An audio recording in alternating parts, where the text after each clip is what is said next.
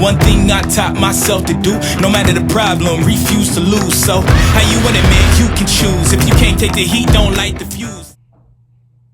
Hey guys, Libby and Nath here with the Fellowship of Christian Athletes, bringing you your daily Devo.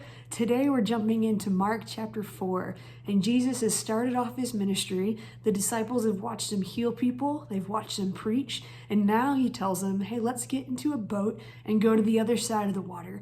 And so they do. They get in the boat and they go to the other side of the water. And Mark chapter 4, verse 37 says, a furious squall came up, and the waves broke over the boat so that it was nearly swamped. I read some commentaries that said this storm that would have come in would have resembled a hurricane. Just imagine being in the boat when a hurricane comes over. Water is coming over the side. The disciples are in serious danger. And verse 38 says, Jesus was in the stern, sleeping on a cushion. The disciples woke him and said to him, Teacher, don't you care if we drown? I wonder if a lot of us have been asking Jesus that same question lately.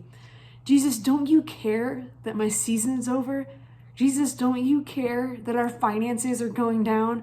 Jesus, don't you care that I can't see anybody, that I'm stuck at home? Jesus, don't you care that my life looks so different than I thought it would?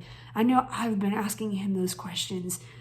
In the next verse, verse 39, it says, Jesus got up and he rebuked the wind and said to the waves, Peace, be still. Then the wind died down and it was completely calm. He said to his disciples, Why are you so afraid? Do you still have no faith? They were terrified and they asked each other, Who is this, that even the wind and the waves obey him? With just 3 words, this goes from a hurricane scenario to the water being smooth as glass. It doesn't just say calm, it says it's completely calm by the words, peace, be still. We see in scripture that the words of Jesus do miraculous things. In the beginning in Genesis, his words created the universe. We see his words bring Lazarus out from the tomb, dead and now alive. His words mark our life. And these 3 words, Jesus miraculously calms this storm. Then he looks at the disciples, and I wonder if that was the same thing he wanted to say to them. Peace, be still, my children, have faith in me.